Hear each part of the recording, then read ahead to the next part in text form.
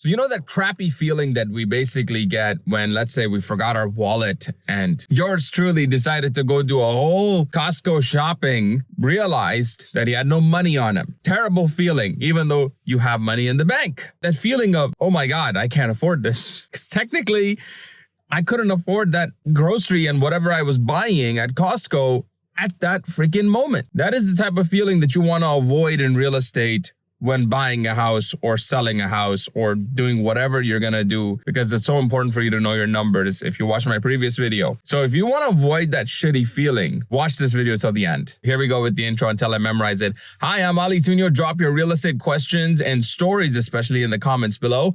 If you want to view homes in the GTA, check out my links and we'll hop on a Zoom call to talk about your case. I've been in real estate for the last 14 plus years, and now I'm diligently going to get my videos onto social media so you guys can go ahead and benefit from my experience. So today we're going to be talking about the coaching that I basically provide all of my clients when it comes to that phase one, that step one of the home buying process, whether you're a first-time home buyer or not, whether you're a homeowner. When somebody comes up to me and says, yeah, I can afford a house of $600,000 to $1.5 million. And I'm like, based on what confirmation? Who told you that you could afford that? Oh, my mortgage broker, who's a friend of mine, a friend of the family, and red flags going up, man. Even more so than whenever you bring in friends of the family and stuff like that, right? You know, I started asking the questions. It was like, okay, listen, did you provide your 90 days worth of bank statements? Did you provide your T4s, your tax notice of assessments, your tax information, whatever may be required? Credit score, for example. And that's something that, okay, you can push off and do that at the end. You know, do a hard pull, but a soft pull is something that anybody can go ahead and do by signing on to any of these financial apps these days that just give you a preview of your credit score, or you can go on to Equifax or TransUnion and basically pull your own credit score, and that's called a soft pull. You could get a good idea as to what's going on with your credit history, and you can get a very full detailed report. I'm like, did you provide all that manually to the broker? If I see so much as like, yeah, I provided all of that, and I'm like, I'm not feeling comfortable with this pre-qualification that you're going to base your very important next steps. And I'm not talking about next steps that are just like, okay, well, are you not going to show me houses that are out of my price range? If you want to see expensive houses, not a problem. The issue is that I just want to make sure as a realtor that you're working with a mortgage broker, whoever you're financing, wherever you're going to get it from, private, not conventional, etc. I just want to make sure that the mortgage brokerage rules, the pre-qualification steps, they're all the same, that they're being followed. For example, if I say, hey, you need to get in touch with your mortgage broker, or I need to get in touch with them, they're receptive. They jump on a phone call. They don't tell you, okay, come back to me in 3 days. Come back to me in a week. It takes 90 minutes or less to put in all of your bank statements, your T4s, your employment information, investments, everything to understand your GDS and TDS ratio. Watch it. Yeah, that's right. Don't you dare hit my car.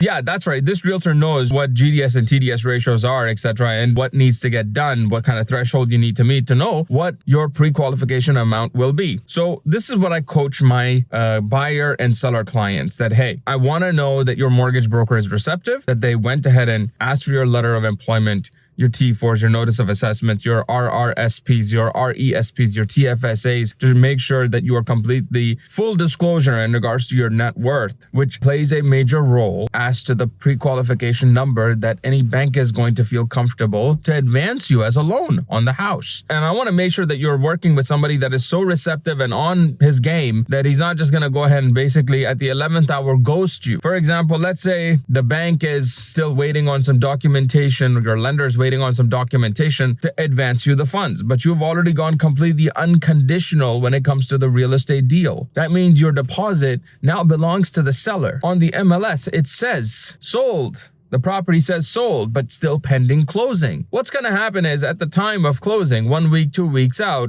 mortgage broker's missing, like he doesn't even know you. What are you going to do then? Panic? Majority of me handling real estate cases is to ensure that you avoid that internal intestinal pulling feeling, that gut-wrenching feeling of, oh my God, I close a real estate property in about 1 week's time and I don't have the money. My mortgage broker's not that responsive. He doesn't seem to care about me. The seller is going to sue me because you need to close, so they need to close, so they can go ahead and make their purchase because they also have commitments as well. And we want to avoid this very negative domino effect. A lot of my work, a lot of my coaching in regards to pre-qualifications, and I cannot emphasize the importance of making sure that do a double freaking pre-qualification. What that means is that, look, you got your letter of employment, notice of assessments, T4s, all of your investment information, and even you printed out your credit score, and you sat down with your mortgage broker, and you actually went over every single one of the numbers, and you guys are confident that, okay, large deposits that the bank is going to go ahead and have an objection to, which are now a part of your down payment. If any amount is being gifted to you from family and friends, it's been considered by the broker and okayed, like green lighted in such a way that is not going to be rejected or denied. And then your broker is basically running to that lender and that lender and that lender. Because I'll tell you what happens. The best case scenario in that situation where the broker is going to be like, no, we can't accept this. The bank has rejected you here because of the gift amount or credit score or whatever. There are predatory lenders out there, and we want to make sure you avoid the predatory lenders. And what are those predatory lenders? They are, here's our mortgage admin fee. So imagine if you were just trying to borrow $150,000 short-term loan. They charge you a massive admin fee up front. Then the interest, which is basically paid up front. So suddenly that $150,000 can jump to $225,000 very quickly. And how do they justify that? They justify it by saying, oh, too much of a risk. But then up front, the interest, the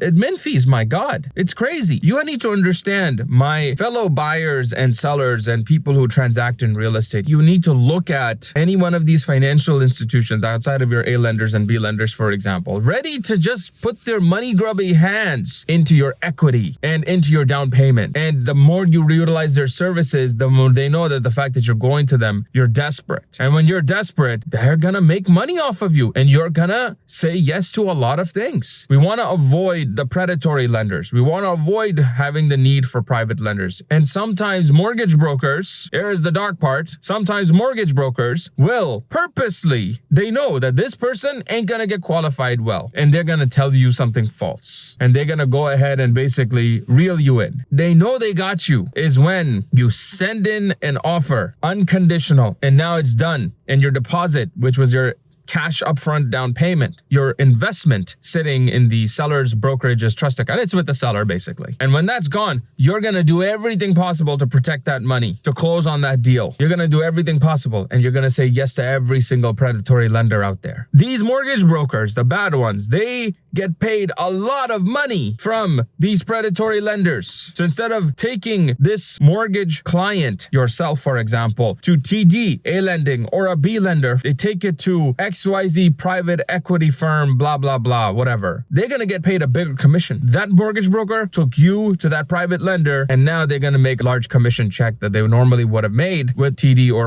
RBC or whoever the lender is in the market these days. And how do you do it right? When you're finally at that step one, whether you started viewing homes and you got motivated and you confirmed your need, what you do is, in a checklist that I tell people, letter of employment. If you own a company, articles of incorporations, your company financials, your T4s, your notice of assessments, personal and business. If you don't have a business, it doesn't apply to you. RRSPs, RESPs, TFSAs, whatever they're called, the investment accounts. You get all that under one nice little package, separated by folders. You do a soft credit pull on yourself. You get that done as well. And then make sure that you get 90 days worth of bank statements and the large deposits, if there are any, there's a paper trail. And then you take that package and you sit down with the broker. And you never accept a letter of pre-qualification from that broker thinking that, oh, my financing is 100% firm and it's ready to go. Especially if it says at the bottom, subject to re-qualification, subject to review of XYZ documentation. And remember, pre-qualifications are usually normally 90 days, and they got to do another pre-qualification, but just prepare to go through it multiple times, because TD, RBC, Scotia, and all these banks, the last minute, they don't have to advance you the loan, because from their perspective, they do not care if your real estate deal is firm or not. If you have money that is basically stuck in the middle of a real estate deal, they don't care. They're like, okay, well, we cannot advance you the funds for XYZ reasons. We were never going to qualify you anyways. Talk to the broker. No one's going to take responsibility. But who's going to have to bear the stress of all of that? You. Because you were not guided right. So make sure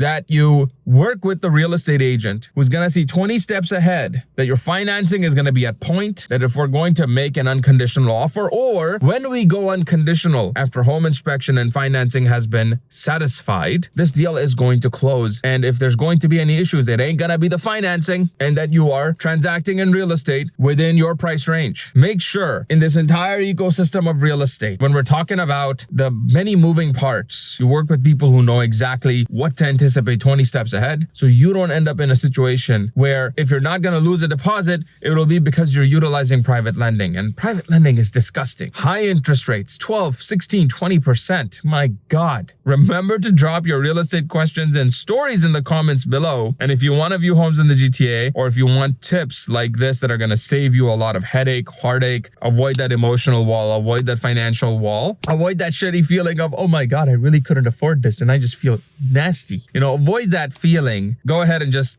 give me a call or send me a message and we'll jump on a Zoom call. We'll talk about your real estate case. You guys can expect some very blunt advice from me. That's it for this video. See you in the next one.